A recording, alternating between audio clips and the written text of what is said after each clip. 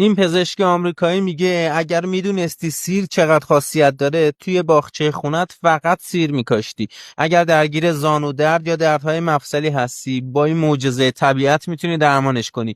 فقط کافیه یک سیر رو خرد کنید، داخل ظرف بریزید و یک عدد پیاز رو هم به صورت حلقه‌ای برش بدید و سپس پوست یک زنجبیل رو بگیرید و تکه تکه کنید و هر 3 مورد رو داخل ظرف شیشه‌ای بریزید و بهش روغن زیتون اضافه کنید. در این ظرف رو ببندید و یک ظرف دیگر رو روی گاز قرار بدید و یک پارچه درونش بذارید. سپس ظرف حاوی روغن رو درونش قرار بدید. ظرف رو پر از آب کنید تا تبخیر آب باعث بشه این روغن خاصیت ضد التهابیش به شدت بالا بره. از صافی ردش کنید و هر قسمتی از بدنتون که درد و التهاب دارید رو روزی 10 دقیقه باهاش ماساژ بدید.